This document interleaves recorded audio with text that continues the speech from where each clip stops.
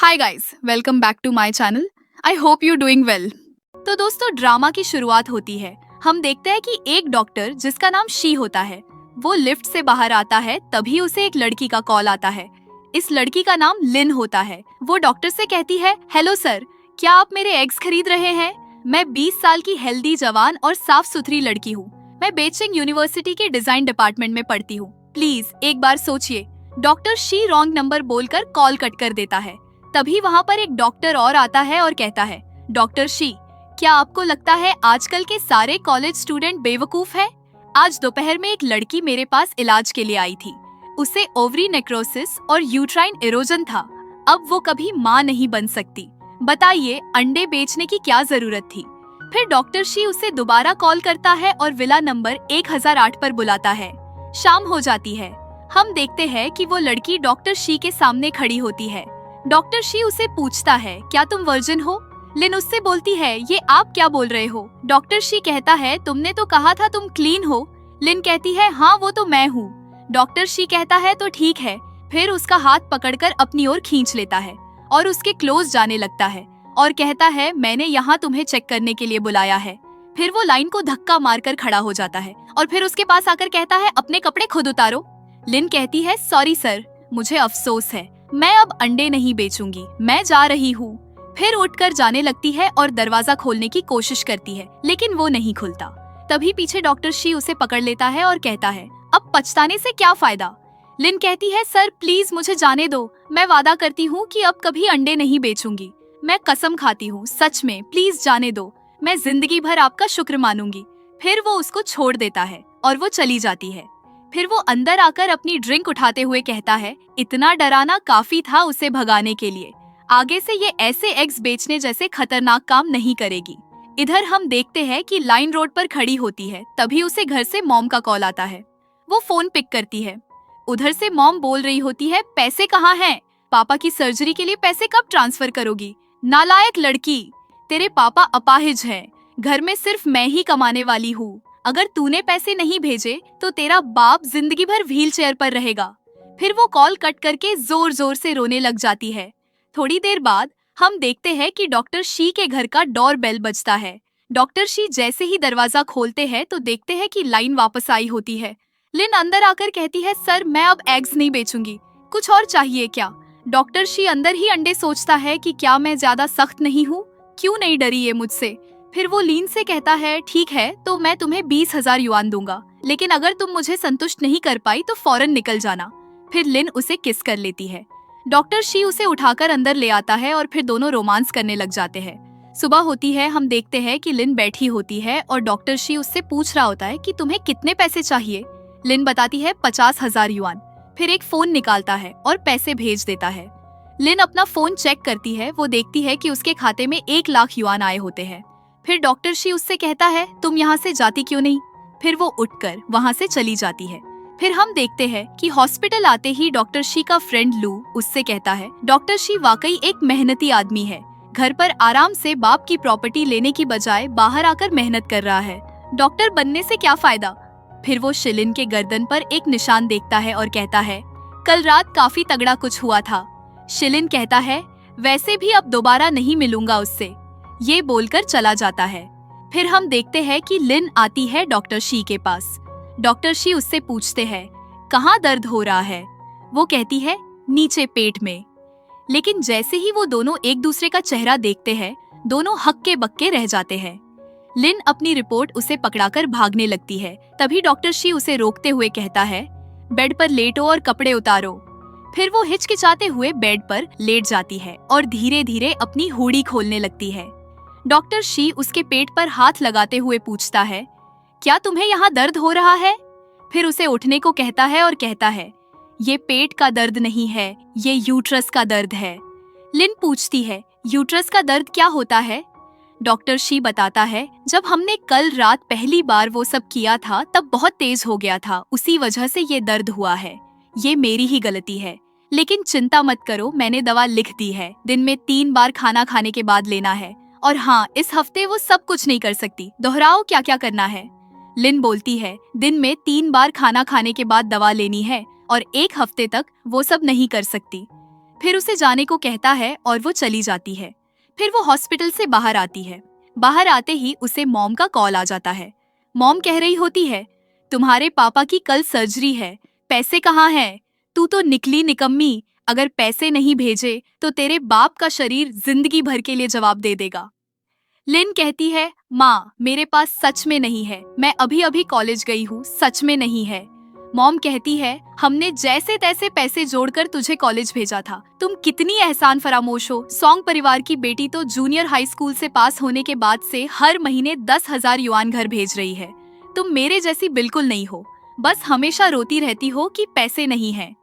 लिन कहती है, मुझे पता है, लेकिन मेरे पास सच में ज्यादा पैसे नहीं है। उसकी मॉम कहती है, तुम हमेशा खुद को बेचारी दिखाने की कोशिश करती हो। अगर तुम्हारे पापा ने तुम्हें नहीं बचाया होता तो क्या तुम आज बिस्तर पर अपाहिज नहीं होती? फिर वो अपने डैड का वो एक्सीडेंट याद करने लगती है जब उसके पापा उसे लॉलीपॉप दे रहे थे कि तभी उधर से एक तेज कार आकर उसके डैड को ठोक देती है, लेकिन उसके पापा उसे धकेल कर बचा लेते हैं।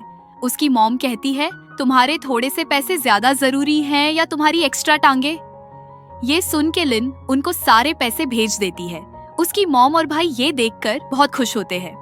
लिन उनसे कहती है, तो फिर जब पापा की सर्जरी पूरी हो जाए तो मुझे मैसेज जरूर करना, भूलना मत मैसेज करना। लेकिन मॉम उसका कॉल कट कर देती है। तभी वहाँ पर एक कार आकर रुकती है। उसमें से एक लड़का निकलता है जो कि डॉक्टर शी का भतीजा होता है। इसका नाम जयवान होता है। वो लिन के पास आकर बोलता है, लिन चलो हमारे साथ ड्रिंक करने चलते हैं, लेकिन वो मना कर देती है। फिर उसे एक लड़का पकड़ लेता है और दूसरा लड़का कहता है, मास्टर की बात का मान रखो, इतने लोग तरसते हैं कि हमारे यंग मास्टर सॉन्ग के साथ रात बिता सके और तुम हो कि मना कर रही हो, तुम्हें देखना भी हमारी तरफ से इज्जत है। फिर जयवान उसके नजदीक आकर पूछता है, सुना है तुम अपने एग्स बेच रही हो? लिन कहती है, क्या बकवास कर रहे हो? वो कहता है, ये सब पैसों की कमी की वजह से कर रही हो ना?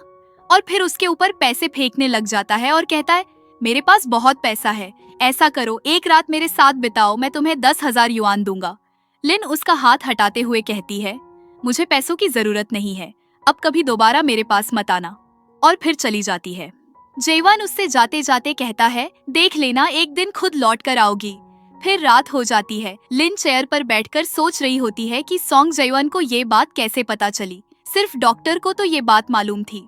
फिर वो मैसेज करने लगती है कि तभी उसकी फ्रेंड आ जाती है और कहती है, लिन क्या तुम ढेर सारा पैसा कमाना चाहती हो? फिर हम देखते हैं कि लिन एक बार में वेटर का काम कर रही होती है। वहाँ उसे एक लड़का छेड़ रहा होता है, लेकिन वो उसे इग्नोर करती है कि तभी उसकी फ्रेंड आकर कहती है, अरे म्यान म्यान तुम अब तक यहीं हो, जल्दी करो मेरे लिए ड्रिंक बेचो। लिन कहती है, लेकिन मुझे ठीक से बात करना नहीं आता, मुझे डर लगता है।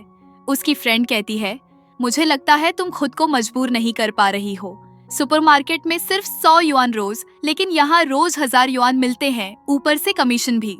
मुझे पता है तुम्हारे पापा बीमार हैं और पैसों की जरूरत है, तो अब ज्यादा मत सोचो। ये बोलकर वो चली जाती है। इस बार में जयवान भी आया होता है और लड़कियों के बीच में बैठकर पार्टी कर रहा होता है। तभी लिन उनके बीच में आकर पूछती है, हेलो क्या आपको कुछ ड्रिंक चाहिए? यहाँ अभी ऑफर चल रहा है, 3000 की खरीदारी पर 300 की छूट। तभी जयवान उसको पहचान लेता है और कहता है, लिन तुम यहाँ क्या कर रही हो? मेरे साथ ड्रिंक करने आओगे? मैं अब अगली बार तुम सबके साथ पीऊंगा। फिर लिन जाने लगती है, लेकिन जयवान उसको पकड़ लेता है। लिन कहती है, क्या हम एक दूसरे को इतना जानते हैं? मुझे जाने दो। जयवान कहता है, हम एक दूसरे को जानते तक नहीं है, अगर एक बार 700 ले तो जान पहचान नहीं हो जाएगी क्या? फिर उसे सोफा पे धकेल देता है और नजदीक आकर कहता है, सच कहूँ तो मुझे तुम्हारा चेहरा बहुत पसंद है। लिन उसे मना करती है, लेकिन वो मान नहीं रहा था। फिर वो उसे धकेल के भागने लगती है, लेकिन वो उसे पकड़ लेता है और वापस सोफा पर धकेल देता है और कहता है, तुम मेरी बात क्यों नहीं मान सकती? मेरी जगह पर आकर भागने की कोशिश कर रही हो? बेहतर होगा कि तुम मेरी बात सुनो, नहीं तो। तभी वहाँ पर डॉक्टर शी भी आ जाता है। वो आकर कहता है, सॉन्ग जयवान ये तुम क्या कर रहे हो? वो कहता है, अंकल ये मेरी गर्लफ्रेंड है, हम इस प्राइवेट रूम में थोड़ा समय बिताना चाहते हैं। लेकिन लिन कहती है, मैं उसकी गर्लफ्रेंड नहीं हूँ। जयवान कहता है, अंकल मुझे आधे साल से कोई रिलेशन नहीं हुआ है, इसीलिए किसी क्लासमेट को साथ लाना नॉर्मल है और मैंने इसे पैसे भी दिए हैं।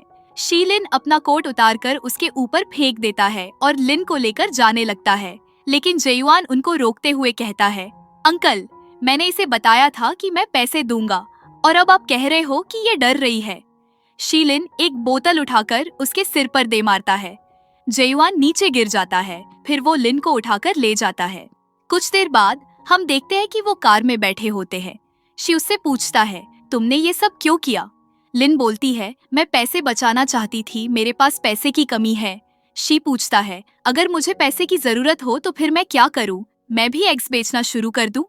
लिन कहती है, नहीं, पिछली बार आपने मुझे 50,000 ज्यादा ट्रांसफर कर दिए थे। मैं पैसे जोड़कर आपको लौटाना चाहती हूँ। शी अंदर ही अंदर सोचता है, ये कॉलेज स्टूडेंट तो पढ़ते पढ़ते पागल हो जाते हैं, क्या हर हाल में पैसे लौटाना जरूरी है? फिर वो लिन से कहता है, ठीक है, अगर तुम्हें पैसे लौटाने हैं तो आज रात फिर मेरे साथ रुक जाओ, हिसाब बराबर हो जाएगा। लिन कहती है, मैं इस हफ्ते रिलेशन नहीं कर सकती, ये बात तुमने खुद कही थी। फिर वो उसके ऊपर आ जाता है और कहता है, एक हफ्ता तो हो चुका है, अब कर सकती हो, और वैसे भी मैं डॉक्टर हूँ, आखिरी फैसला मेरा होगा। फिर वो उसे किस करने लग जाता है। लिन उसे रोकते हुए कहती है, तो क्या हम बेड पर कर सकते हैं? शी कहता है, अब तुम्हारी बारी कब है, ये तुम्हारे ऊपर है, अगली बार। फिर सुबह होती है, दोनों सोए होते हैं। लिन की नींद खुल जाती है, फिर वो तैयार होकर जाने लगती है। तभी शी उसे रोक लेता है और उसको पीछे से जाकर पकड़ लेता है और कहता है, तुम्हें यहाँ से जाने की इजाजत किसने दी? तभी डोरबेल बजती है। बाहर जेयुआन आता है। शी उसे छुपने को कहता है। वो भाग के अंदर चली जाती है। शी दरवाजा खोलता है और जेयुआन अंदर आ जाता है। वो अंदर आकर कहता है, अंकल, आपका भतीजा अंदर है और आप छिपे हुए हो। अंकल, ये वो डॉक्यूमेंट है जो पापा ने भेजा था। शी कहता है, मुझे पता है, तुम जा सकते हो। जेयुआन कहता है, अंकल, क्या आप आगे से क्लब वाली बातों में मेरी जिंदगी में दखल देना बंद कर सकते हैं? शी पूछता है, इसका मतलब क्या है? वो बताता है, वो लड़की भोली है, लेकिन उसके अंदर एक अजीब आकर्षण है। आप मुझे जानते हो, लेकिन मैं आपको समझ नहीं पाया। शी कहता है, वो तुम्हारे लायक नहीं है और तुम उसे झेल भी नहीं सकते। जेयुआन पूछता है, क्यों नहीं?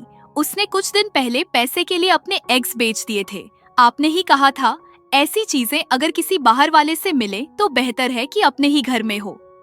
मैंने ये भी कहा था कि दूसरों के मामलों में मैं दखल नहीं देता, लेकिन अगर तुमने अपनी हदें पार की तो अंजाम तुम जानते हो। अगर कुछ और कहना है तो यहाँ से चले जाओ। तुम्हें देखकर मुझे गुस्सा आ जाता है। फिर वो चला जाता है। तभी जेयुआन को बेडरूम में एक लड़की की परछाई दिखती है। वो ये सोचता है कि मेरे अंकल हमेशा शरीफ रहे हैं। फिर घर में और बेडरूम में कौन है? फिर वो बेडरूम की ओर धीरे धीरे बढ़ने लगता है कि शी उसे पकड़कर दीवार में मारता है और कहता है, मैंने कहा था बाहर निकलो, लेकिन तुम समझ नहीं पाए। जेयुआन पूछता है, अंकल, क्या आप सच में एक औरत को रखे हुए हो? शी गुस्से में कहता है, तुम मेरी सहन शक्ति की परीक्षा ले रहे हो। फिर वो उसके डैड को कॉल करके कहता है, क्या आप अपने बेटे को कंट्रोल नहीं कर सकते? मैं तुम्हें चेतावनी दे रहा हूँ, अगर तुमने उसे नहीं संभाला तो मुझे कोई दिक्कत नहीं होगी उसे काबू में करने में। फिर उसका कॉलर पकड़कर घर से बाहर निकाल देता है। जेयुआन कहता है, अंकल, मैं जा रहा हूँ। फिर वो जोर से दरवाजा बंद कर देता है। उसके जाते ही लिन बाहर आ जाती है और कहती है, अभी जो हुआ उसके लिए धन्यवाद। शी पूछता है, तुमने एग्स बेचने के बारे में और किससे बात की थी? लिन कहती है, सिर्फ आपसे। शी कहता है, तो अगली बार जब कॉल करो तो सावधान रहना, दीवारों के भी कान होते हैं। लिन कहती है, चिंता मत करो, मैं तुम्हारे किसी भी काम को प्रभावित नहीं करूंगी, हमारा अब कोई लेना देना नहीं है। फिर शी दरवाजा खोल देता है और लिन बाहर आ जाती है। उसके जाते ही शी बोलता है, ये बात तुम अकेले तय नहीं कर सकती। फिर वो वापस कॉलेज आ जाती है, जहाँ उसे एक लड़का मिलता है जिसका नाम किनली होता है और वो किन ग्रुप का हेयर होता है। उसे देखकर लिन पूछती है, किन सर, इस वक्त तो आपको स्कूल में होना चाहिए था, आप यहाँ क्या कर रहे हैं? किनली कहता है, मैं यहाँ काम के लिए आया हूँ। मेरे नाम पर एक कंपनी है जो आर्किटेक्चरल डिजाइन का काम करती है। मुझे एक असिस्टेंट की जरूरत है। क्या तुम इंटर्नशिप में रुचि रखती हो? लिन खुश होते हुए कहती है, सच में? बहुत बहुत धन्यवाद किन सर, मुझे बहुत दिलचस्पी है। मैं मेहनत से काम करूंगी। मैं आज के लिए निकलती हूँ। अलविदा सर। फिर कुछ देर बाद हम देखते हैं कि लिन कंपनी में आ जाती है। वहाँ उसे एक लड़की मिलती है जो कि डिजाइन डिपार्टमेंट की हेड होती है और इसका नाम लिंडा होता है। वो लिन को रोकती है, लिन रुककर बोलती है, हेलो बहन, मैं लिन मियान, मैं कंपनी में नई इंटर्न हूँ। लिंडा कहती है, क्या मैंने पहले नहीं कहा था कि काम शुरू करने से पहले कुछ असाइनमेंट पूरे करने होते हैं? तुम इतनी बड़ी और हाई एंड कंपनी में काम करने आई हो और कपड़े इतने पुराने से पहन रखे हैं, ये थोड़ा अजीब लगता है। तभी वहाँ पर किनली भी आ जाता है और वो लिंडा की बातें सुन लेता है। लिन कहती है, माफ कीजिए, मुझे पता नहीं था, मैं कल से ध्यान रखूंगी। फिर किनली आकर कहता है, क्या मुझे ये जानने की जरूरत नहीं थी कि इस कंपनी में ऐसे भी लोग हैं जो दूसरों को उनके पहनावे से जज करते हैं? डिजाइन डायरेक्टर होते हुए भी अगर किसी नए व्यक्ति को सामान्य सम्मान नहीं दे सकते तो अगली बार ऐसा हुआ तो सीधा नौकरी से निकाल दिया जाएगा। फिर वो लिन से कहता है, मियाना मियान, मेरे साथ आओ, मैं तुम्हें हमारा नया प्रोजेक्ट दिखाता हूँ। फिर वो दोनों चले जाते हैं। उनके जाते ही लिंडा गुस्से से कहती है, लिन मियान, तुम खुद को क्या समझती हो? देख लेना, वक्त सब दिखा देगा। इधर जगह देखते ही लिन सोचती है, क्या ये वही अस्पताल नहीं है जहाँ डॉ शी काम करते हैं? किनली कहता है, इस अस्पताल का रेनोवेशन प्रोजेक्ट ज्यादा मुश्किल नहीं है, नर्वस मत हो, कोई तुम्हें बाद में गाइड करेगा। लिन कहती है, ठीक है सर। किनली कहता है, मुझे खिन सर मत कहो, ये अजीब लगता है। लिन पूछती है, तो फिर क्या कहूँ? तो वो कहता है, बस मेरा नाम लेकर बुला लो। फिर लिन कहती है, ये तो ठीक नहीं लगेगा ना, तो फिर मैं इंडस्ट्री के हिसाब से आपको मास्टर कहकर बुला लूंगी। तभी वहाँ पर एक पेशेंट आ जाता है। किनली लिन का हाथ पकड़ अपनी ओर खींच लेता है। तभी वहाँ पर डॉक्टर शी भी आ जाता है। उसे देखकर किनली कहता है, डॉ शी, ये मेरी शिष्या है लिन मियान, जो इस अस्पताल के रेनोवेशन प्रोजेक्ट की जिम्मेदार है। शायद आप दोनों की अब तक मुलाकात नहीं हुई होगी। डॉक्टर शी कहता है, मुलाकात तो हुई है, बल्कि अच्छी खासी क्लोज मुलाकात हुई है ना? मेरा मतलब है, मैंने इसका इलाज किया था, बस उसी सिलसिले में। किनली कहता है, मेरी स्टूडेंट काफी ईमानदार और शांत स्वभाव की है, ये आगे भी कई बार यहाँ आएगी, कृपया इसका ध्यान रखिएगा। डॉक्टर शी कहता है, तुम कुछ कहो या न कहो, मैं इसका अच्छे से ध्यान रख सकता हूँ। फिर लिन बाथरूम का बोलकर वहाँ से चली जाती है। फिर डॉक्टर शी कहता है, मुझे कुछ और काम है तो मैं जा रहा हूँ। फिर हम देखते हैं कि लिन बाथरूम से बाहर आती है। वहाँ दो नर्स बातें कर रही होती है कि सुना है डॉ शी एक रईस खानदानी लड़के हैं, तभी तो उनमें एक अलग ही क्लास का अंदाज है। दूसरी नर्स बोलती है, अरे सपने देखना बंद करो, हम शी जैसे संयमी लोग नहीं हो सकते। फिर वो दोनों वहाँ से चली जाती है। फिर लिन भी चल पड़ती है। बाहर आते ही डॉक्टर शी उसको पकड़ लेता है। लिन मियान, तुम मुझसे इतना डर क्यों रही हो? लिन कहती है, मैं आपसे नहीं डर रही, बस थोड़ी शर्मिंदगी महसूस हो रही है। डॉक्टर शी कहता है, ओह, तो फिर तुम छुप क्यों रही थी? क्या तुम्हें कोई अमीर आदमी मिल गया है? क्या वो मुझसे ज्यादा पैसे देता है या ज्यादा उदार है? लिन कहती है, वो मेरे सीनियर हैं और मेरे टीचर भी, हमारे बीच कुछ नहीं है। तभी शी उसे किस करने लग जाता है। फिर कहता है, ठीक है, तो मैं तुम्हें एक दोस्त की तरह समझाते हुए बता देता हूँ, वो ककिन नाम का आदमी ऐसा नहीं है जिससे तुम खेलने की कोशिश करो। लिन पूछती है, डॉक्टर शी आप क्या कह रहे हैं?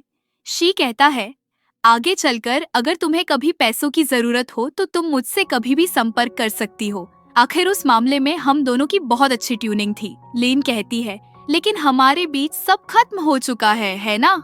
शी कहता है, फिर भी मैं एक बार और कहूँगा, किन नाम के आदमी से दूर रहो। लिन कहती है, मुझे लगता है कि जिस इंसान से मुझे वाकई में दूर रहना चाहिए वो तुम हो। शी बोलता है, अरे अब तुम्हें पैसों की जरूरत नहीं है। लिन उसे धक्का देते हुए कहती है, हाँ, अब मुझे पैसों की जरूरत नहीं है और आगे भी कभी नहीं होगी। डॉक्टर शी, जब मेरी जिंदगी सबसे मुश्किल दौर में थी तब आपने मेरा साथ दिया, इसके लिए शुक्रिया। अब हमें यहीं रुक जाना चाहिए। फिर वो चली जाती है। फिर रात होती है। लिन फोन पे बात करते हुए बाहर जा रही होती है। तभी पीछे लिंडा एक लड़के को कुछ पैसे देते हुए कहती है, देखा वो लड़की वही है। वो लड़का कहता है, ठीक है, इसे संभालने में मैं तुम्हारी मदद जरूर करूंगा। फिर वो उसके पीछे चला जाता है। लिंडा कहती है, अब देखती हूँ तुम और क्या कर सकती हो कहिन सर को फंसाने के लिए। इधर लिन अपने घर आ जाती है। जैसे ही दरवाजा बंद करने लगती है वो लड़का आकर रोक लेता है और कहता है, छोटी सी खूबसूरत लड़की, तुम वाकई बहुत प्यारी लग रही हो। किसी ने बहुत पैसे खर्च किए हैं ताकि मैं तुम्हारे साथ थोड़ा वक्त बिता सकूं। तभी लिन चुपके से कॉल लगा देती है। वो लड़का उसके ऊपर झपटने की कोशिश करता है लेकिन वो हट जाती है। वो लड़का कहता है, भागो मत, अगर तुमने मुझे अपने भाई को नाराज किया तो अच्छा नहीं होगा। लिन कैंची दिखाते हुए कहती है, पास मत आओ। वो कहता है, मैं तुम्हें सलाह देता हूँ, कैंची नीचे रख दो वरना खुद को चोट लग गई तो बुरा होगा। इधर डॉक्टर शी अपनी कार में बैठकर जाने ही वाला होता है। उसे लिन का कॉल आ जाता है। जैसे ही वो कॉल उठाता है उसे लिन के चिल्लाने की आवाजें आने लगती है। शी परेशान हो जाता है। फिर वो लड़का लिन के कपड़े उतारने लग जाता है और जबरदस्ती करने की सोचता है। तभी पीछे से शी आकर उसको पकड़ लेता है और उसे थप्पड़ मारकर दूर कर देता है। फिर अपना कोट उतारकर लिन को पहना देता है। फिर वो लड़का उठकर कहता है, तुम कौन हो? दूसरों के मामलों में दखल मत दो। शी उसे फिर एक लात मारता है और लिन को उठाकर कहता है, सॉरी मियान, मैं थोड़ी देर से आया, मैं तुम्हें घर छोड़ देता हूँ। जब तक मैं हूँ कोई तुम्हें चोट नहीं पहुँचा सकता। फिर अपने साथ ले जाता है। फिर बाहर आकर अपने आदमियों से कहता है, उसे वहाँ से हटा दो। फिर वो लोग वहाँ से चले जाते हैं। इधर हम देखते हैं कि लिन शी से कहती है, आज के लिए धन्यवाद, बस मुझे होटल तक छोड़ दो। शी कहता है, क्या तुम बाद में लौट कर आओगी? क्या तुम्हें डर नहीं लग रहा? लिन मियान, क्या तुम औरों से मदद मांगती हो तो फिर मुझसे क्यों मदद मांग रही हो? चलो मेरे साथ घर चलो, आज की रात मेरे साथ रुक जाओ। फिर लिन मान जाती है। फिर वो चले जाते हैं। फिर वो घर में डरी सहमी बैठी होती है। शी आकर उसे कपड़े उतारने को कहता है। लिन कहती है, तुम क्या करने वाले हो? शी कहता है, तुम सोच क्या रही हो? मैं तुम्हारे घाव का इलाज कर रहा हूँ। लिन कहती है, मैं ठीक हूँ। शी कहता है, तुम इतनी घायल हो और फिर भी कह रही हो कि तुम ठीक हो। फिर वो उसका इलाज करने लग जाता है। लिन सोचती है, डॉक्टर शी, उन्होंने आज फिर मेरी जान बचाई। फिर वो शी से कहती है, आज के लिए बहुत बहुत धन्यवाद डॉक्टर शी। माफ करना, मैंने पिछली बार अस्पताल में जो कहा था वो बहुत बुरा था। मुझे नहीं लगा था कि तुम फिर भी मेरी मदद करोगे। सच में शुक्रिया। शी कहता है, क्या तुम जानती हो कि शुक्रिया और माफी दोनों में सच्चाई जरूरी होती है? लिन पूछती है, किस तरह की सच्चाई? शी बोलता है, जैसे कि क्या तुम मेरे साथ एक रात बिताना चाहोगी? लिन कहती है, लेकिन मैं अब पीछे हटना चाहती हूँ, और उठकर जाने लगती है।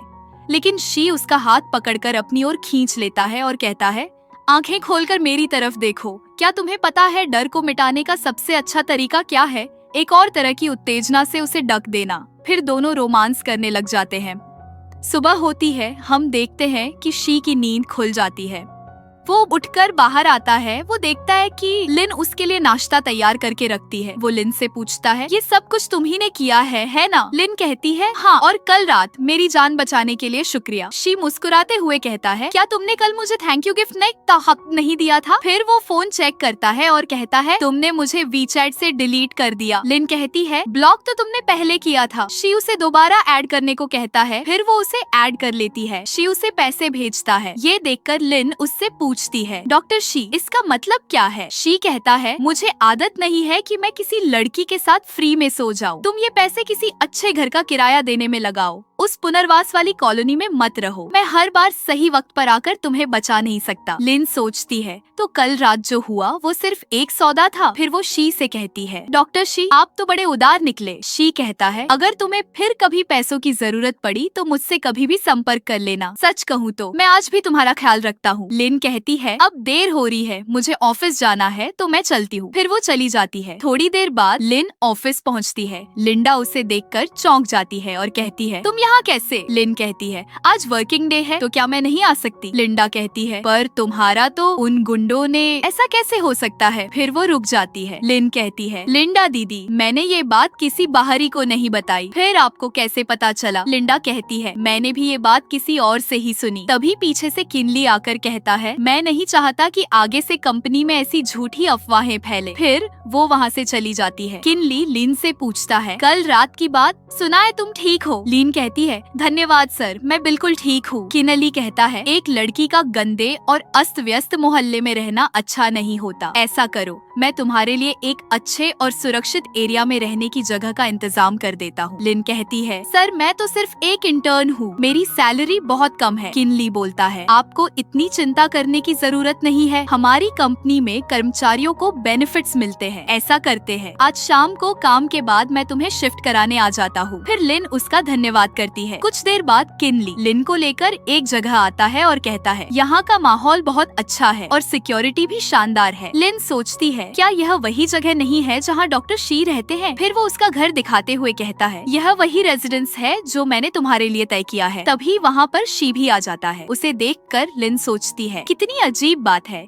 उनसे यही मुलाकात हो गई। वो शी से कहती है, अरे डॉक्टर शी, यह तो बड़ी अच्छी संयोग की बात है। किनली कहता है, अच्छा हुआ तुम आ गए, अब आप निश्चिंत होकर आपका घर मुझे सौंप सकते हो। मैंने कहा था ना कि मैं आपका घर किसी और को ऐसे ही नहीं दूंगा। शी कहता है, ओह तो ये घर तुमने इसे किराए पर दिया है, फिर तो मैं निश्चिंत हो गया। फिर किनली को कॉल आ जाता है और वो वहाँ से चला जाता है। शी उसे बैग देते हुए कहता है, मैं तुमको कुछ देने आया हूँ। लिन पूछती है, क्या? शी बोलता है, कल रात तुमने ये मेरे घर पर छोड़ दिया था। लिन जब देखती है तो उसमें उसके कपड़े होते हैं। शी उसका हाथ पकड़ते हुए बोलता है, तुम नहीं सोचोगी कि मुझे कैसे धन्यवाद कहना है। फिर लिन उसका थैंक यू बोलती है। फिर किनली भी आ जाता है और पूछता है, क्या बात कर रही हो? लिन कहती है, मैं तो बस डॉक्टर शी को धन्यवाद कह रही थी कि उन्होंने मुझे घर किराए पर दिया। किनली कहता है, अभी तो तुम कह रही थी कि मुझे खाने पर बुलाओगी। लिन कहती है, हाँ तो घर का बना खाना खिलाऊंगी, ठीक है, फिर मैं अपनी कुकिंग स्किल्स मास्टर को दिखा दूंगी। किनली कहता है, लाओ, शी तो वैसे भी खाने को लेकर बहुत चूजी है, वरना तो मैं कब का उन्हें बुला चुका होता। शी कहता है, अरे नहीं, मैं ज्यादा चूजी नहीं हूँ, अच्छा ही हुआ, अब मुझे मिस लिन का खाना चखने का मौका मिल रहा है। फिर लिन चली जाती है और शी भी चला जाता है। रात होती है, लिन खाना लेकर आती है। उसे देखकर किनली कहता है, क्या अभी खाना पूरा नहीं हुआ है मियान अमियान? तुम्हारा खाना तो कमाल का है। मियान की आवाज भी बहुत प्यारी है। जो भी इंसान भविष्य में तुमसे शादी करेगा वो वाकई बहुत खुशकिस्मत होगा। लीन कहती है, ये सब तो घर के बने खाने हैं, मैं बचपन से बना रही हूँ। किनली कहता है, अभ्यास से ही इंसान परफेक्ट बनता है। तो आज लाओ शी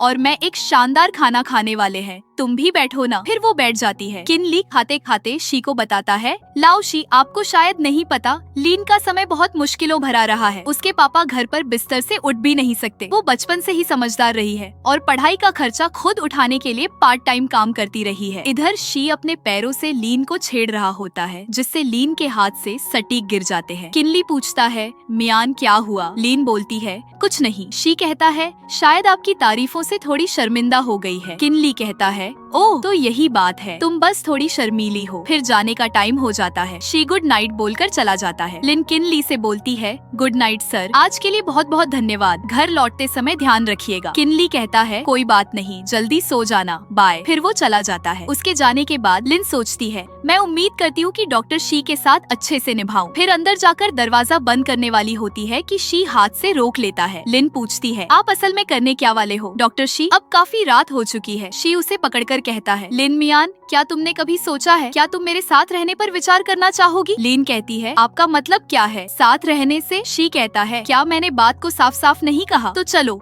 और साफ करता हूँ, मैं तुम्हारे साथ ऐसा रिश्ता बनाए रखना चाहता हूँ, बस तुम एक कीमत बताओ, मैं तुम्हें कोई भी रकम देने को तैयार हूँ। लीन सोचती है, क्या तुमने ये सब इसलिए किया ताकि मैं तुम्हें सपोर्ट करूँ? फिर वो उसे धकेलते हुए कहती है, मैं ऐसा नहीं चाहती। शी बोलता है, क्या मतलब? लीन कहती है, मैंने कहा ना, मैं तुम्हारे साथ नहीं रहना चाहती। शी बोलता है, मुझे पता है, तुम सिर्फ करिन ली की वजह से मुझे ठुकरा रही हो, है ना? लीन बोलती है, ऐसी कोई बात नहीं है, मैं किसी के साथ नहीं रहना चाहती, मैं खुद मेहनत करके पैसे कमा सकती हूँ। शी कहता है, लिन मियान, क्या तुम्हें समझ नहीं आता कि एक बार करना और बार बार करने में ज्यादा फर्क नहीं होता? अगर तुम एक बार मेरे साथ रही हो तो अब भागने की सोच भी मत रखना, ठीक है? अगर तुम मुझे नहीं भी देखती हो तो कम से कम अपने बारे में तो सोचो, अपने फायदे की बात तो सोचो। लीन बोलती है, तुम जैसे लोग ये कभी नहीं समझ सकते कि धीरे धीरे दलदल में फंसते चले जाना और कोशिश करके उससे निकलने की कोशिश करना, दोनों में बहुत फर्क होता है। शी कहता है, मैं चाहता हूँ कि तुम हमेशा ऐसा ही सोचती रहो। ये बोलकर वो चला जाता है। कुछ दिन बाद शहर में बहुत तेज बारिश होने लगती है। लिंडा लिन को देखकर अंदर ही अंदर बोलती है, मुझे तो यकीन नहीं हुआ कि वो पिछली बार सच में भाग गई थी। इस बार तुम्हें कोई नहीं बचा पाएगा। फिर वो लिन के पास आकर बोलती है, लिन मियान, मैंने तुम्हारी डिजाइन ड्राइंग्स में एक दिक्कत देखी है, जाकर साइट पर फिर से नापजोक करो। लिन कहती है, ये कैसे हो सकता है, आपने तो ये डिजाइन कल ही अप्रूव की थी। लिंडा कहती है, निर्माण के शुरुआती चरण में कोई इमरजेंसी आ जाना आम बात है, वो समय पर पकड़नी और सुधारनी चाहिए। क्या तुम्हें ये भी नहीं पता, या फिर तुम मेरे फैसले पर सवाल उठा रही हो? लिन कहती है, लिंडा सिस्टर, मेरा वो मतलब नहीं था, बाहर बहुत तेज बारिश हो रही है। लिंडा कहती है, तो बारिश हो रही है तो क्या हुआ, हमारे काम में हमें हर तरह के मौसम के अनुसार ढलना होता है। अगर तुम्हारा रवैया ऐसा ही रहा तो मुझे डर है कि कगिंस जैसी कंपनी तुम जैसे किसी बड़े भगवान को नहीं झेल पाएगी। लीन कहती है, ठीक है, मैं जा रही हूँ, और फाइल लेकर बारिश में चली जाती है। फिर बारिश में भीगने की वजह से उसे चक्कर आने लगते हैं, लेकिन वहाँ पर शी आ जाता है जो उसे पकड़ लेता है। फिर अगले सीन में हम देखते हैं कि लिन आराम कर रही होती है कि तभी शी वहाँ आता है। वो लिन का बुखार चेक करने लग जाता है। फिर वो उससे कहता है, क्या तुम बेवकूफ हो, और दवाई उठाकर उसमें से दवा निकाल कर देता है, जो लिन खाने से मना कर देती है और कहती है, मेरी मम्मी ने कहा था दिखावे के लिए दवा मत खाओ। शी कहता है, ये बुखार की दवा है, अगर तुम खाओगी नहीं तो असर कैसे होगा, तुम अपनी मम्मी की सुनोगी या डॉक्टर की। फिर वो दवा लिप्स के नीचे दबाता है और लिन के मुंह में डाल देता है। फिर उठकर जाने लगता है, लेकिन लिन उसका हाथ पकड़ लेती है और कहती है, कहीं मत जाओ। शी कहता है, तुम नहीं चाहती कि मैं जाऊँ, अब समझ आया कि मैं कौन हूँ। लिन कहती है, मुझे पता है तुम शिलिन हो। शी पूछता है, क्या तुम्हें मुझसे डर नहीं लगता? लीन बोलती है, मेरे बैंक कार्ड का पासवर्ड 0204221 है, अगर मैं मर जाऊँ तो कार्ड में जो पैसे हैं वो पापा को दे देना। तुम इतने अमीर हो कि मेरे थोड़े से पैसों में दिलचस्पी तो नहीं लोगे, है ना? शी कहता है, तुम्हें तो सिर्फ बुखार है, कोई नहीं मरता इससे। लीन कहती है, पर मुझे तो लग रहा है जैसे मैं सीधे स्वर्ग जा रही हूँ, तुम और मेरी दादी दोनों डबल दिखते हो। शी कहता है, घबराओ मत, जब तक मैं हूँ तुम मरोगी नहीं,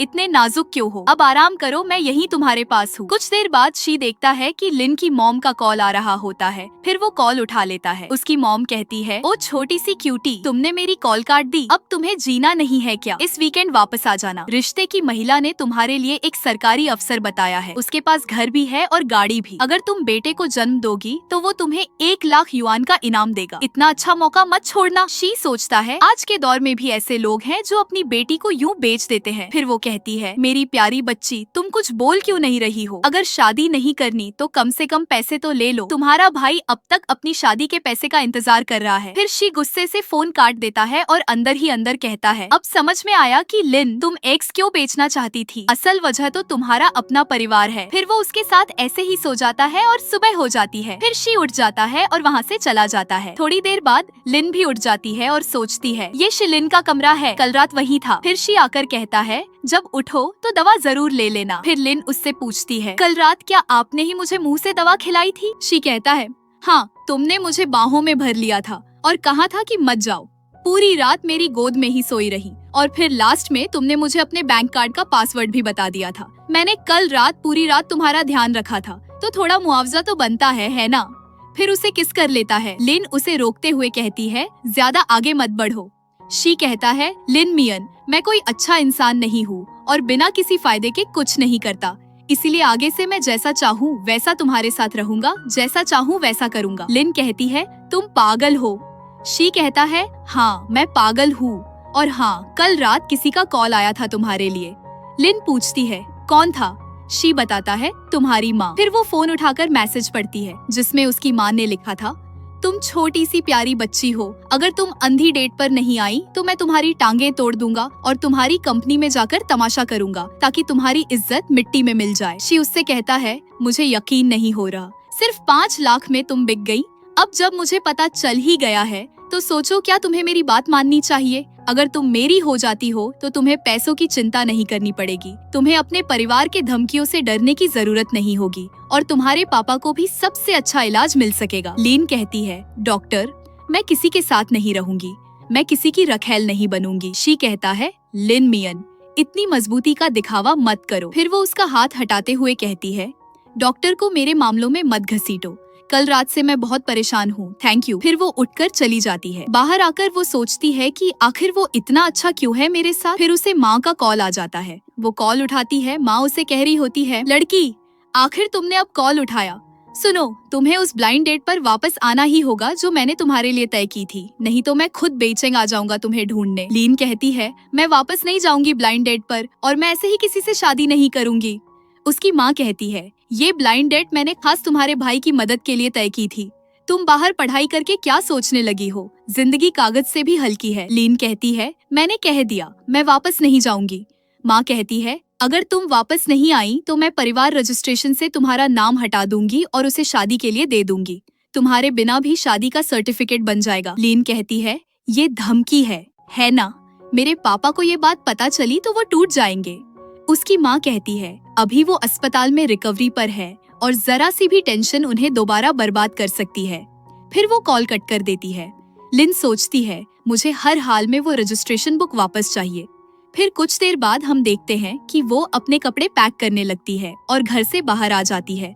वहाँ उसे डॉक्टर शी मिलता है, जिसे वो गुड मॉर्निंग बोलकर चली जाती है। डॉक्टर शी उसे देखकर सोचता है कि वो लड़की सच में खुद को बेचने के लिए तैयार है। फिर वो किसी को कॉल करता है और पूछता है, मुझे बताओ क्यू शुई टाउन कहाँ है? फिर अगले सीन में हम देखते हैं कि लिन अपने घर पहुंच जाती है और माँ से कहती है, माँ मैं वापस आ गई हूँ। उसकी मॉम उसे देखकर कहती है, मैंने तुमसे कहा था कि अच्छे से तैयार होकर आना, और तुम ये हालत बनाकर आई हो। क्या जानबूझकर मुझे शर्मिंदा करना चाहती हो? लिन कहती है, माँ ये आप क्या कर रही हो? फिर मॉम की फ्रेंड कहती है, देखो तो सही, मियान कितनी बड़ी लड़की हो गई है और कितनी सुंदर भी।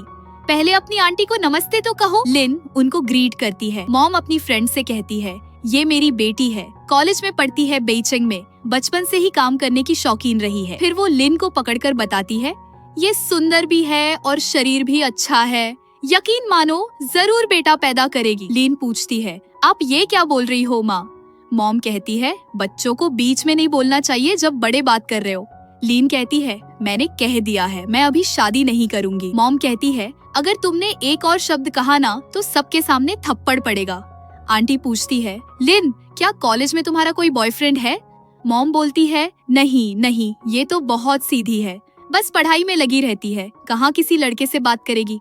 आंटी कहती है, बहुत अच्छा, ऐसी लड़कियां ही कीमती होती है, अगर पहले से ही किसी से रिश्ता हो तो उनकी कोई वैल्यू नहीं रहती। मॉम कहती है, अगर इसका कोई बॉयफ्रेंड भी होगा तो सबसे पहले मैं इसकी टांगे तोड़ूंगी। आंटी कहती है, ठीक है, तो फिर तुम उसे तैयार करने के लिए ले जाओ, मैं किसी को लेकर आती हूँ। फिर मॉम लिन को पकड़कर अंदर ले जाती है। अंदर आते ही वो उसे धकेल देती है। लिन कहती है, मम्मी मैंने कितनी बार कहा है कि मुझे ये सब नहीं चाहिए। मॉम उसे थप्पड़ मार देती है और कहती है, मेरी प्यारी बेटी, अगर मैं तुम्हें डांटूंगी नहीं तो तुम बात नहीं मानोगी। ये मासूम बनने का नाटक बंद करो, जरा सोचो तुम्हारे पापा अभी अस्पताल में हैं। लिन कहती है, तो तुम क्या चाहती हो? फिर मॉम उसे कपड़े देते हुए कहती है, चलो कपड़े बदलो, ये कपड़े मैंने खुद अपने पैसों से खरीदे हैं, वहाँ खड़ी क्यों हो? फिर उसका हाथ पकड़कर ले जाती है। थोड़ी देर बाद लिन वो कपड़े पहनकर तैयार हो जाती है। फिर पीछे से मॉम मेकअप किट लेकर आ जाती है और उसे देते हुए कहती है, जल्दी करो, मैं ये पड़ोसी से लेकर आई हूँ। लिन कहती है, मॉम मैं ऐसा कुछ नहीं करना चाहती। मॉम कहती है, क्या नहीं चाहती? तुम क्या सोचती हो, अगर तुम्हारा चेहरा अच्छा न होता तो इस इलाके का कोई लड़का तुम्हें पूछता भी?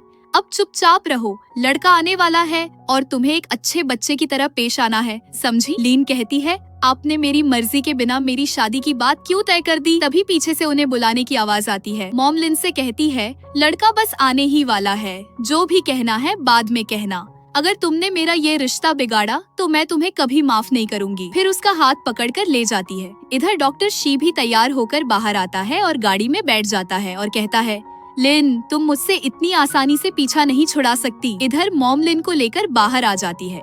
लड़का उसे देखकर कहता है, मॉम ने ही इसे पसंद किया है, दिखने में सुंदर है और मुझे भी पसंद आई। उसकी मॉम कहती है, हाँ लेकिन इसका फिगर थोड़ा पतला है ना। कोई बात नहीं, शादी के बाद अच्छा खाना खाएगी तो शरीर भी भर जाएगा और एक प्यारा सा बेटा भी हो जाएगा। लीन का भाई बोलता है, हाँ मेरी बहन सुंदर भी है और पढ़ाई में भी बहुत अच्छी है, पक्का है कि वो एक अच्छा बेटा जन्म देगी। मॉम बोलती है, अगर दहेज और बाकी रस्में ठीक से निभाई जाए तो हमें कोई आपत्ति नहीं है। लड़के का डैड बोलता है, हाँ बिल्कुल यही सही रहेगा। लड़का खड़ा होता है और लिन से पूछता है, एक मिनट, क्या आप अभी तक वर्जिन हैं? उसका भाई बोलता है, बिल्कुल, मेरी बहन एकदम मासूम है, उसने कभी किसी से रिश्ता नहीं रखा। आंटी कहती है, चिंता मत कीजिए, कॉलेज से निकलते ही उसका रिश्ता तय कर दिया गया है। वो बहुत होशियार है, स्कूल की टॉपर रही है। लड़के की मॉम कहती है तो फिर तय रहा, हमें किसी और लड़की को देखने की जरूरत नहीं, हमें तो यही पसंद है। फिर उसके डैड पैसे निकालकर आगे रख देते हैं और कहते हैं ये लो एडवांस। लिन की मॉम तुरंत उन पैसों को उठा लेती है। लिन उसको रोकते हुए कहती है, माँ मैं शादी नहीं करूंगी, पैसे वापस कर दो इन्हें। उसका भाई गुस्से से कहता है, तुम क्या बकवास कर रही हो। लड़के की मॉम कहती है, लगता है ये रिश्ते से खुश नहीं है। आंटी कहती है, नहीं नहीं ऐसी कोई बात नहीं है, आजकल की लड़कियां कॉलेज जाते ही बिगड़ जाती है, 2 बेटे पैदा कर लेंगी तो अपने आप सीधी हो जाएंगी। लीन की मॉम उसके भाई को उसे अंदर ले जाने का इशारा करती है। वो उसे ले जाता है।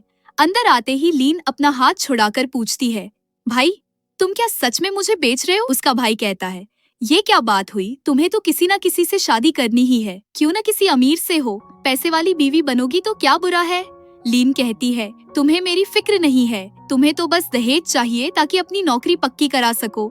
उसका भाई कहता है, साफ साफ कहो, तुम्हें बेचकर मुझे पैसा मिला, ये मेरे लिए गर्व की बात है। फिर वो टेबल में से कुछ ढूंढने लग जाता है। तभी पीछे से मॉम आ जाती है और कहती है, अब तुम क्या कर रही हो, और उसे खड़ा करके थप्पड़ मार देती है। लिन पूछती है, माँ ये तुम क्या कर रही हो। मॉम कहती है, क्या मतलब क्या कर रही हूँ, तुम्हें मेरा सामान उलटते हुए शर्म नहीं आती, मैं मार डालूंगी तुझे।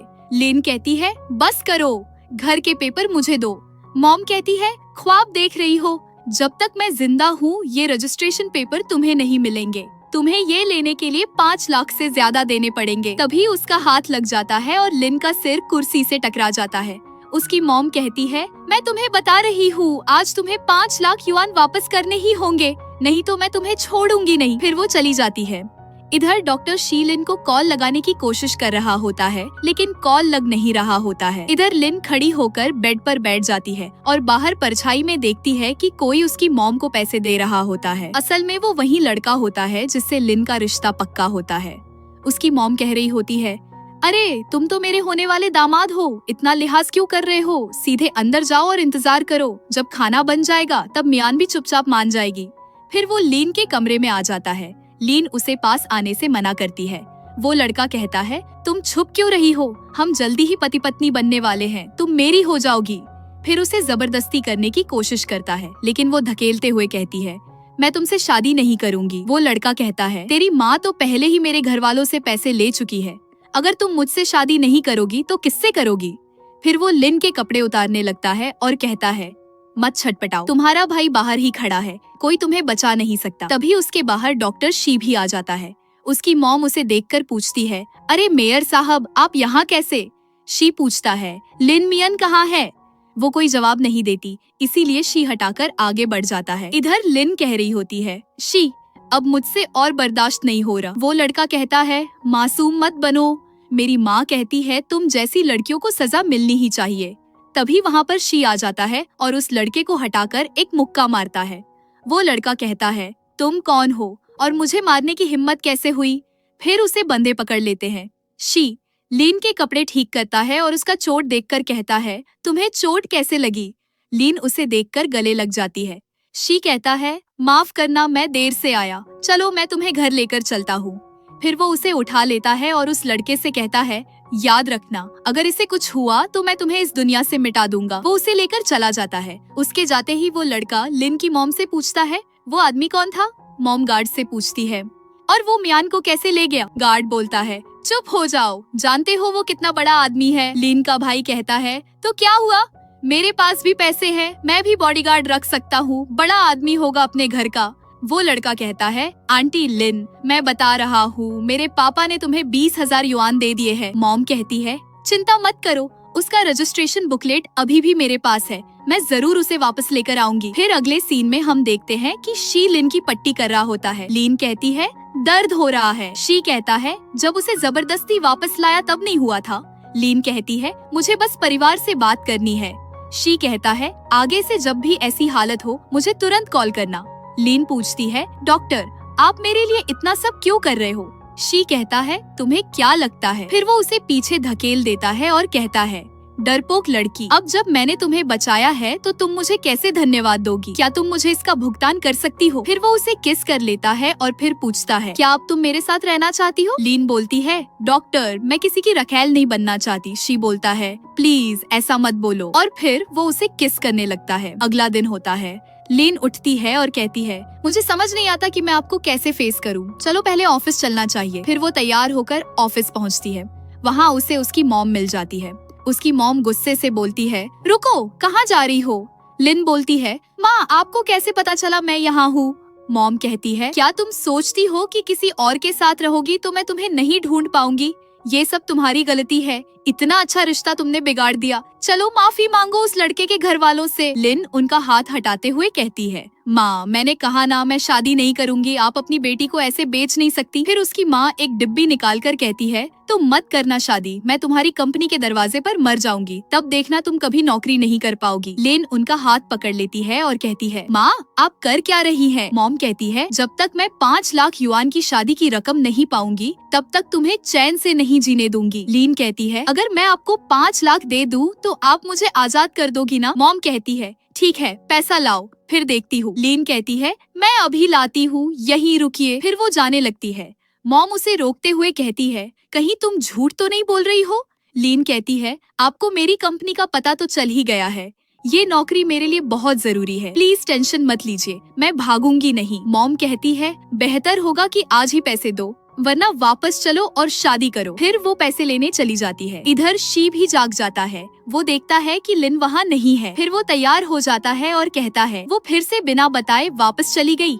अब इसे सबक सिखाना होगा। तभी डोरबेल बजती है। जैसे ही वो दरवाजा खोलता है वो लिन को देखता है। लीन उससे कहती है, ठीक है मैं तुम्हारी बात मानने को तैयार हूँ, 5 लाख युआन के लिए। शी पूछता है, क्या कहा तुमने? लीन कहती है, मैंने कहा अगर तुम मुझे 5 लाख दोगे तो मैं तुम्हारे साथ रहूंगी। शी कहता है, मैंने तुम्हें खुद से रेट बताने को कहा था और तुम इतनी छोटी रकम पर राजी हो गई, तुम्हें घाटा नहीं लग रहा? लीन कहती है, मुझे सिर्फ 5 लाख चाहिए, बस मुझे उतने ही की जरूरत है। रुको 1 मिनट, मेरी एक और शर्त है, मैं तुम्हें पैसे लौटाऊंगी जब मैं 5 लाख कमा लूंगी, फिर तुम मुझे आजाद कर देना। शी कहता है, तुमने तो अभी ठीक से मेरे साथ रहना शुरू भी नहीं किया और छोड़ने की बात सोच रही हो? लिन कहती है, मेरी शर्त बस इतनी ही है। शी सोचता है, ये लड़की इतनी प्यारी क्यों है? फिर उसका हाथ पकड़कर अंदर ले आता है और सोफा बे बैठा देता है। लिन कहती है, अभी दिन के उजाले में ही ये सब काम करना है? शी कहता है, तुम क्या सोच रही हो, मैं क्या करूँगा? मैं जाकर तुम्हारे लिए पैसे ले आता हूँ। फिर वो चला जाता है और थोड़ी देर बाद सूटकेस भरकर उसके सामने रख देता है और कहता है, ये रहे वो 5 लाख जो तुमने मांगे थे। लीन पैसों को देखकर सोचती है, यही वो रकम है जो मुझे आजादी दिला सकती है। शी पूछता है, कोई और शर्त है? लिन सिर हिलाकर नहीं बोलती है। फिर शी बोलता है, तो फिर आज रात 9 बजे मेरे कमरे में आ जाना और मेरे साथ रहना, ठीक 9 बजे। फिर वो सूटकेस उठाकर मॉम के पास आ जाती है। मॉम उसे देखकर कहती है, तुम आने में इतनी देर क्यों लगा दी? मुझे लगा तुम भाग गई हो। लिन वो सूटकेस माँ को देते हुए कहती है, ये लो तुम्हारे 5 लाख युआन। मॉम कहती है, तुम कहीं नकली बॉक्स तो नहीं लाई हो ना उसे बेवकूफ बनाने के लिए? फिर वो सूटकेस खोलकर दिखा देती है। मॉम उसे देखकर चौंक जाती है और कहती है, इतने पैसे तुमने कहाँ से जुटाए? तुम्हारे लिए ये काम की इतनी अहमियत है? लिन कहती है, ये वही 5 लाख हैं जो तुमने मांगे थे। अब क्या तुम मुझे आजाद करोगी? ये ले लो रजिस्ट्रेशन बुकलेट के बदले। मॉम कहती है, कौन सी रजिस्ट्रेशन बुकलेट? वो तो मेरे पास ही रहेगी, ज्यादा से ज्यादा मैं तुम्हारी शादी नहीं होने दूंगी। लिन कहती है, तो फिर इसमें से आपको 1 फुटी कौड़ी भी नहीं मिलेगा। माँ मुझ पर ये ड्रामा मत करो, मुझे पता है तुम हर वो चीज जो मुझ पर कंट्रोल रख सकती हो अपने पास ही रखती हो। मॉम कहती है, तुम तो बस अपनी माँ को छलने की कोशिश में लगी रहती हो, है ना? तुम रजिस्ट्रेशन बुकलेट खरीदना चाहती हो, लेकिन ये 5 लाख उसके लिए काफी नहीं है। लिन कहती है, मुझे पता है तुम क्या सोच रही हो, लेकिन अभी मैं इसे अच्छे दाम पर नहीं बेच सकती। मॉम कहती है, क्या मतलब? और तुम्हारे पास ये पैसे कहाँ से आए? लिन कहती है, मैंने खुद को बेचकर ये पैसे इकट्ठा किए हैं। मॉम कहती है, तुमने ऐसा कैसे कर लिया? मैंने कितनी मेहनत से तुम्हें कॉलेज भेजा, कितना खर्चा किया, अब कौन तुमसे शादी करेगा? लिन कहती है, तुम्हारी इस लालच ने ही मुझे मजबूर किया। मॉम कहती है, मेरी प्यारी बच्ची, बिना दहेज के तेरे भाई की शादी कैसे होगी? लिन कहती है, मुझे कोई फर्क नहीं पड़ता, अब मुझे मेरा रजिस्ट्रेशन बुकलेट दो, नहीं तो ये पैसे नहीं मिलेंगे। मॉम उसको रजिस्ट्रेशन बुकलेट दे देती है और कहती है, ठीक है ये लो, लेकिन उसके बाद तुम्हारा हमारे घर से कोई नाता नहीं रहेगा, हमारे लिए तुम अब मर चुकी हो। और उसके हाथ से सूटकेस लेकर चली जाती है। लिन वहाँ खड़ी होकर रोने लग जाती है। इसके बाद ये एपिसोड यहीं खत्म हो जाता है। अगर आप इसका अगला एपिसोड देखना चाहते हैं तो चैनल पर जाकर देख सकते हैं। अगर आपने इसके पहले के एपिसोड नहीं देखे हैं तो उन्हें भी जाकर जरूर देखें। ऐसे और अच्छे ड्रामा के लिए चैनल को सब्सक्राइब कर लीजिए और अगर ये एपिसोड आपको पसंद आया तो वीडियो को लाइक करना न भूलें।